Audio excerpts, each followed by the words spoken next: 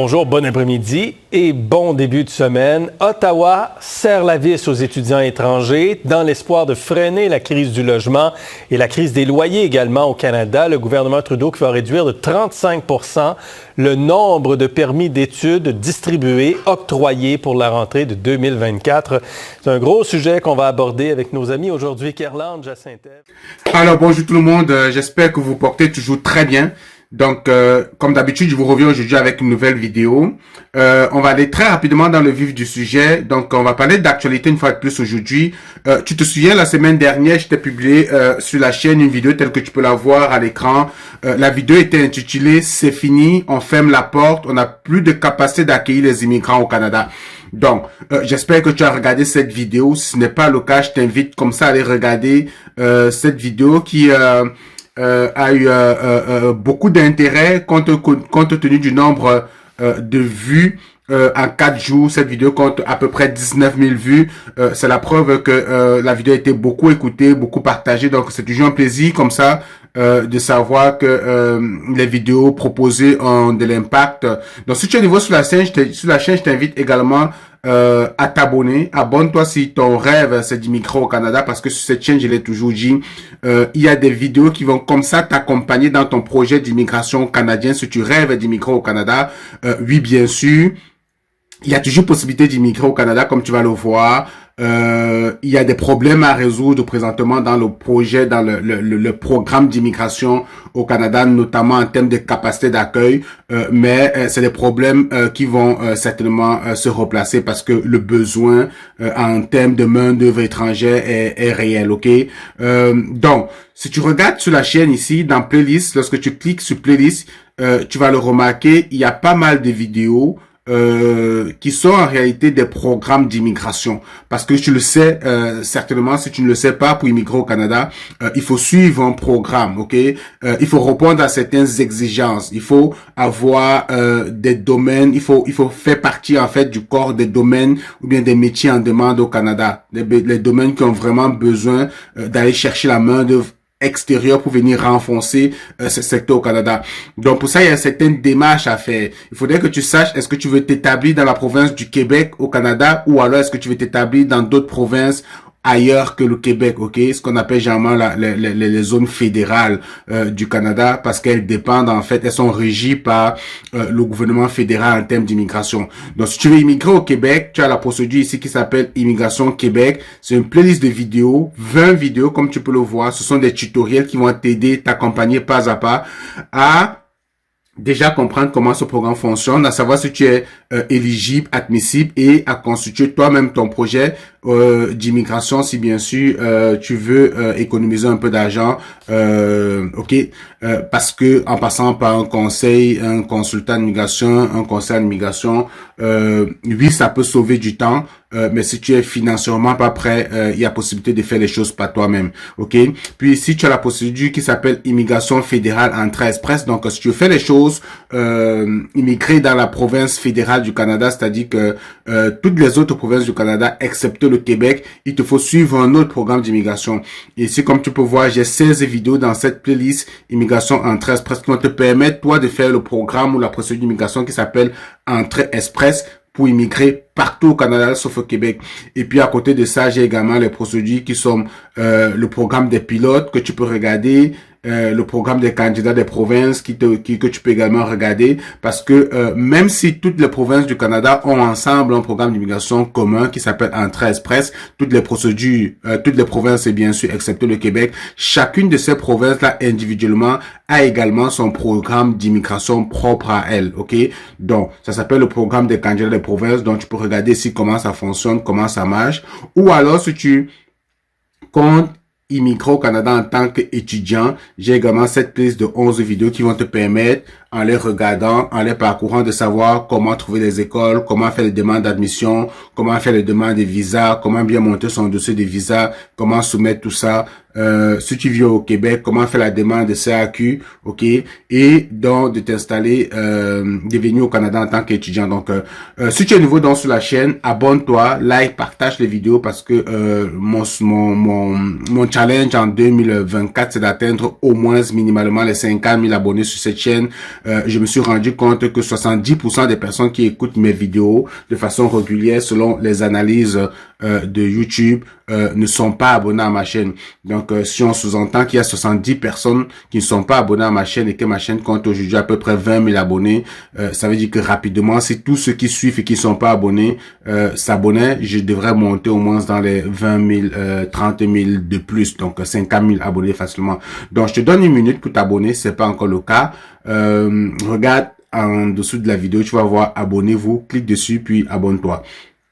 Alors, rapidement, je reviens dans le sujet. La semaine dernière, j'ai publié ici sur la chaîne, comme je te disais à l'entame de la vidéo, cette vidéo-ci, qui te parlait en fait de problèmes de capacité d'accueil que le Canada rencontre présentement, parce que il faut dire qu'en 2023, comme je t'ai expliqué dans la précédente vidéo, il y a un gros pic d'immigrants au Canada, sauf que la mise en chantier n'a pas suivi, c'est-à-dire que la construction de nouveaux logements n'ont pas suivi, et statistiquement on explique la grosse crise immobilière qu'on rencontre présentement au Canada, avec les coûts de logement qui sont de plus en plus chers, la construction des maisons qui sont de plus en plus chères, aurait un lien avec le gros nombre d'immigrants qui sont arrivés au Canada.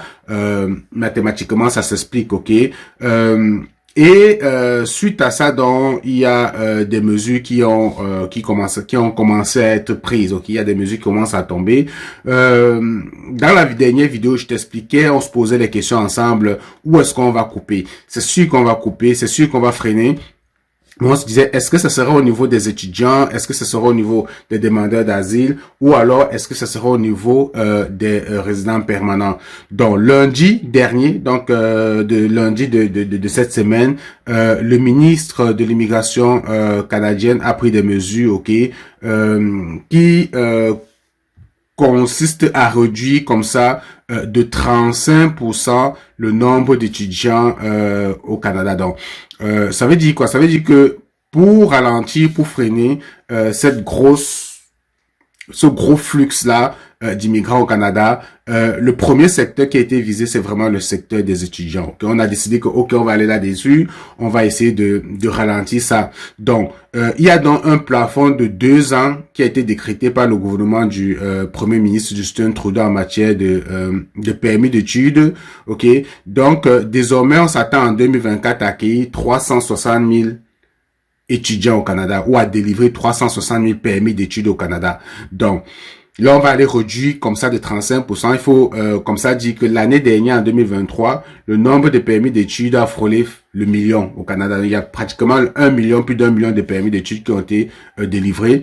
Et on veut donc réduire cette capacité-là, ok. Et ceci donc va donc permettre de mettre moins de pression, ok.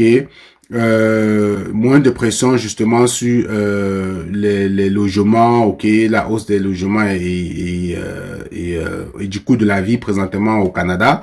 Mais il faut également comprendre et considérer que ceci ne fait pas l'unanimité, ok. Il y en a qui sont pour, il y en a qui sont contre cette mesure, ok. Je vais rapidement te présenter un autre extrait. On va déjà écouter le Premier ministre du Québec, du Canada, autant pour moi, par rapport à cette mesure-là. Et on se recoule juste en arrière. La mesure vise à ralentir la hausse du nombre d'étudiants internationaux.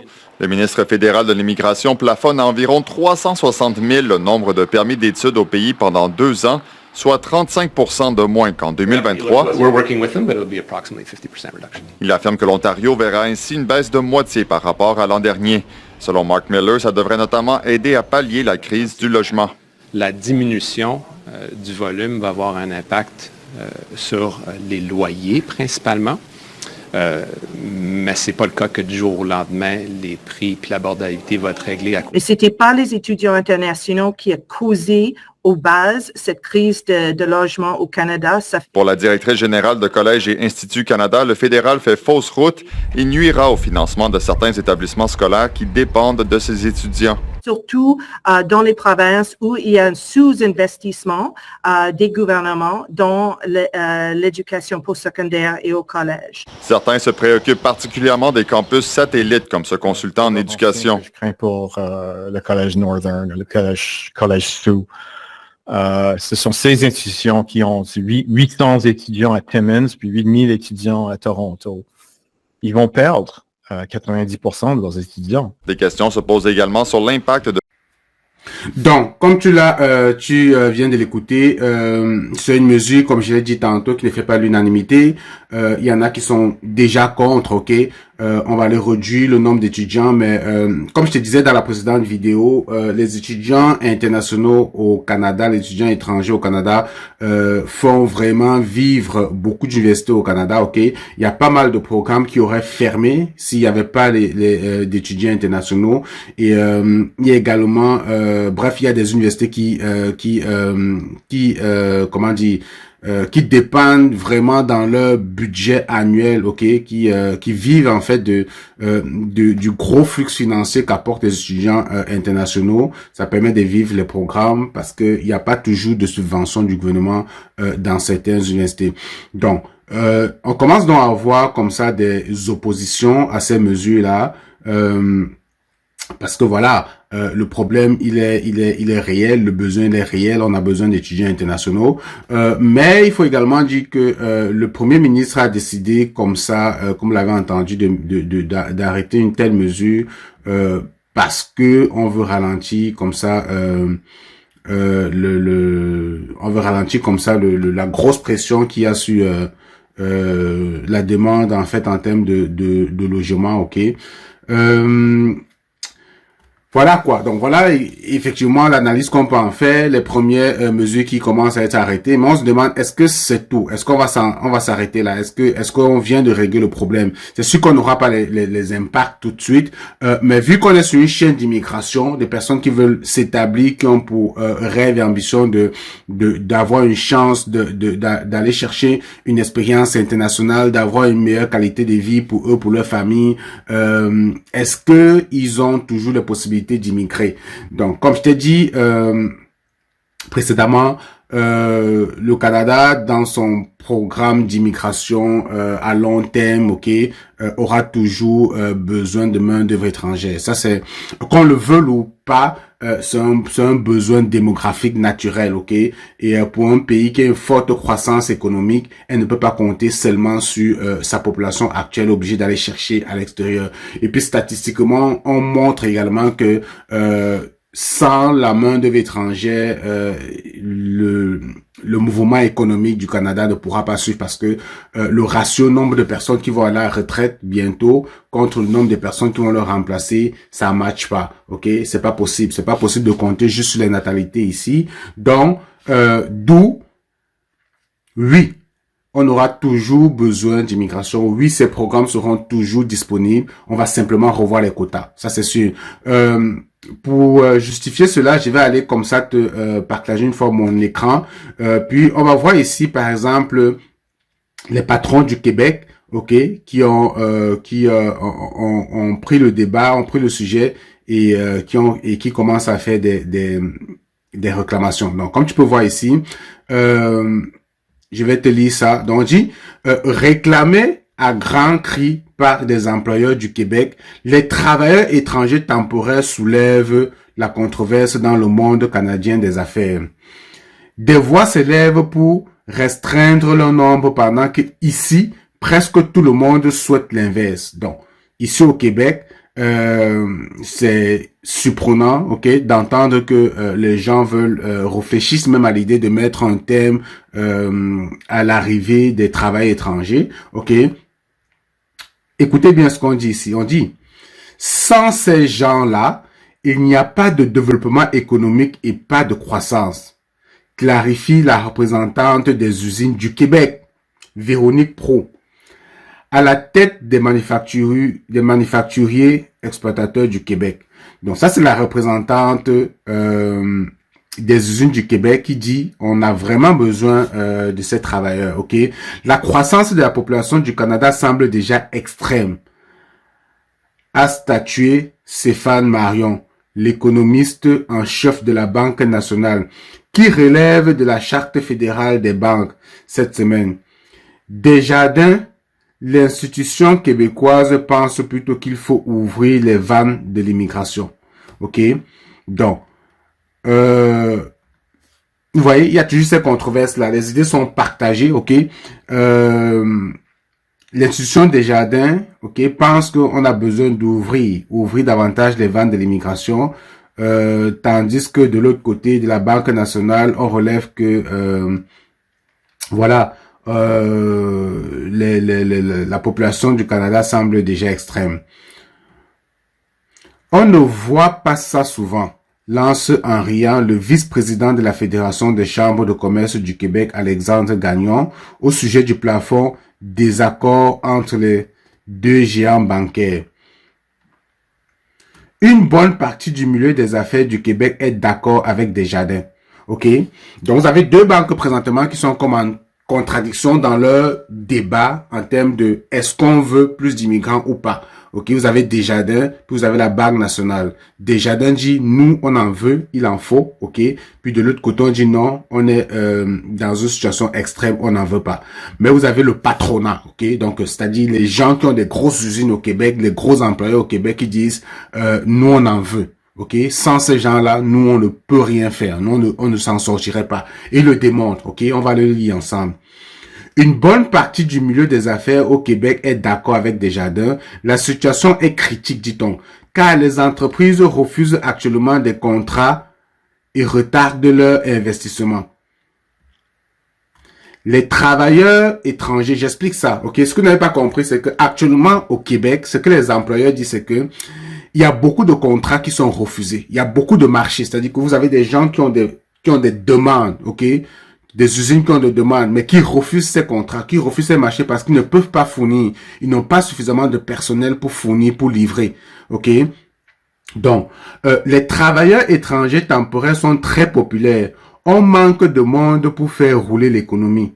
Observe le représentant des patrons du Québec. Ok? Donc, nos usines, le secteur manufacturier québécois sont passés de 4 000 à 16 000 travailleurs étrangers temporaires depuis 2021, quand Ottawa a assoupli les règles de son programme. Ces gens fabriquent des kayaks qu'on navigue, les portes et fenêtres qui nous protègent et les pièces de voitures qui nous transportent. Tous les secteurs de l'économie ou presque ont besoin d'eux. On manque même de capitaines de bateaux à 250 000 $ par année ou de manœuvres et de charpentiers à 80 000 $ par année. Lance Carl Blackburn. Donc, vous comprenez que certaines personnes ont beau dire que on est contre l'immigration, on n'en veut pas, on n'en veut plus. Mais là, on parle des faits réels. On parle des personnes qui... on parle pas de monsieur lambda qui est chez lui, qui voit simplement l'immigrant comme une menace, qui voit l'immigrant comme quelqu'un qui vient voler sa job ou bien qui vient faire n'importe quoi là, non. On parle des personnes qui sont vraiment dans le besoin, des personnes qui veulent rouler l'économie, des personnes qui veulent faire marcher l'économie, qui contribuent à la croissance de ce pays, qui demandent que sans cette main-d'œuvre étrangère là, ils ne seront pas capables d'arriver au terme de tout ce qui sont arrivés jusqu'ici. Et ils en ont besoin. OK? Donc, et puis, on vous dit que des charpentiers, OK? Un charpentier au Québec, comme on dit charpentier dans d'autres pays, on manque des charpentiers à un salaire de 80 000 $ par an. On n'en trouve pas. OK? Donc, que ce soit en aéronautique, en comptabilité, dans le bois et la forêt, dans la filière batterie, en tourisme ou dans le commerce de détail, les postes à combler sont nombreux. C'est sans parler de l'éducation et des RPA. En santé, le Québec pourvoyait à 30 postes pour 100 départs à la retraite en 2019. Donc, ça veut dire quoi? Ça veut dire que quand on regarde les statistiques en 2019, quand on voyait des personnes qui devaient aller en retraite, pour 100 personnes qui allaient en retraite, il y avait 30 postes. Il y avait 30 personnes disponibles pour occuper ces postes-là. Est-ce que vous croyez que 30 personnes peuvent remplacer 100 personnes qui s'en vont à la retraite? C'est juste impossible. Depuis 3 ans, donc depuis qu'on a assoupli les programmes le permis de travail temporaire, l'arrivée davantage de travailleurs étrangers a permis au système de maintenir son nombre d'employés. C'est grâce à eux qu'on est passé au travers de la pandémie. Un taux de remplacement à la retraite de 100%, c'est exceptionnel, souligne Alexandre Gagnon au sujet des anges gardiens. Bon. Le trou se creuse. Les besoins du marché du travail sont connus. Le Québec aura besoin de 1,6 million de travailleurs d'ici 2030. Donc, les statistiques sont connues. On sait que d'ici 2030, les gens qui vont aller en retraite, c'est 1,6 million de travailleurs. OK? Le trou se creuse vite car la population vieillit. Seul le Japon compte moins de jeunes que nous. Donc, lorsqu'on regarde là, sur la population mondiale, il n'y a que le Japon qui compte moins de jeunes que le Canada. Donc, c'est grave, les amis. C'est extrêmement grave. Ces emplois seront comblés à 50% via les bancs d'école, prévoit le gouvernement, à 25% grâce aux groupes éloignés comme les femmes et les autochtones et à 25% par l'immigration. Donc, ça veut dire quoi? Statistiquement, s'il n'y a pas d'immigration, si on stoppe l'immigration tout de suite, quand même, si on veut juste compter sur les gens qui sont la jeunesse qui est encore sur les bancs et tout ça là, qui vont sortir de ce système, il y a quand même que on sera incapable à 25% de combler les postes vacants, les personnes qui vont aller à la retraite. La cible est donc de 400 000 travailleurs étrangers d'ici 7 ans ou de 60 000 par année, selon à qui on parle. C'est plus ou moins l'avenir du Québec qui en dépend. OK? Donc, ça veut dire que le programme, le plan, par exemple, du ministre de l'immigration du Québec qui était de faire hausser le seuil d'immigration d'à peu près 50 000, 55 000 à partir de cette année 2024, tient la route, OK? En fonction des statistiques de ses besoins futurs, de cette planification future, OK? Dans le milieu des affaires au Canada, certains exigent que le programme soit radicalement réduit et limité au secteur avec des besoins critiques comme l'agriculture. Des entreprises ne devraient pas être subventionnées par l'importation d'une main-d'œuvre. Bref, les amis, vous avez compris en fait, c'est que j'aimerais vous partager ici, c'est que voilà, on est tous unanimes si on regarde un certain nombre de choses que il y a un réel besoin, ok, il y a certainement un réel besoin d'immigrants, mais le gros souci c'est de trouver les moyens d'accueillir toutes ces personnes-là. Le territoire est vaste. Il faut faire des mises en chantier, il faut construire. On comprend qu'il y a vraiment un besoin, ok. Voilà quoi. Maintenant, il y a une autre question qui reste en suspens, c'est la question des visiteurs, ok. Je veux pas que la vidéo soit très longue, elle est déjà très longue, donc on va s'arrêter ici peut-être dans une autre vidéo. Certainement les prochaines mesures qui vont être prises, ça sera au niveau des visas visiteurs. Le ministre parlait déjà de visser, de revisser, de retourner la vis pour limiter justement comment dire la venue massive des visiteurs. Il faut revoir les conditions, il faudrait que les visiteurs soient en mesure de démontrer qu'ils vont retourner dans leur pays à la fin de leur visite. Donc, il y a certainement des mesures spéciales qui vont être prises en lien avec ça.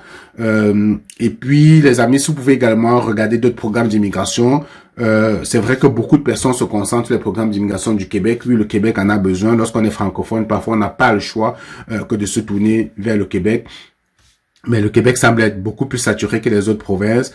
C'est celle qui se plaint le plus en termes de capacité d'accueil, surtout au niveau des visiteurs et des demandeurs d'asile qui ont un réel problème. Mais on comprend que les résidents permanents, on en veut. Les travailleurs temporaires, on en veut. Bref, on veut des personnes qualifiées qui vont venir occuper des emplois dont on a une certaine pénurie, une certaine difficulté à recruter la main-d'œuvre localement. Désolé pour ceux qui avait misé sur des procédures étudiantes, on comprend que si on passe d'1 million de visas, de permis de visas étudiants à presque 360 000 en 2024, ça veut dire qu'on risque d'essuyer beaucoup de refus, ou alors lorsqu'on aura atteint le quota, tous ceux qui vont soumettre le visa vont simplement obtenir des refus parce que on peut pas aller au-delà du quota. Est-ce que les choses sont, le béton est coulé? Est-ce que on va pas faire marche arrière? Est-ce qu'on ne va pas revoir ça? Parce que comme vous l'avez compris également, il y a beaucoup de représentants d'écoles qui se plaignent, qui sont contre cette décision-là parce que elles vivent en fait et dépendent beaucoup de ces étudiants étrangers. Peut-être que les gouvernements vont beaucoup et davantage soutenir les écoles à maintenir leur programme avec des subventions. Ce sera peut-être ça la solution. Mais toi qui me regardes, toi qui rêves d'immigrer au Canada en tant qu'étudiant, parce que très souvent j'ai été confronté à cela, des personnes qui ont des excellents profils pour venir au Canada en tant que résident permanent, qui ont déjà une bonne expérience dans des secteurs très en demande au Canada, mais qui sont focalisés à venir au Canada étudier. Généralement, j'appelle ça gâchis, grosse perte de temps et d'argent parce que ça coûte extrêmement cher. C'est l'occasion pour toi de faire des choses en parallèle.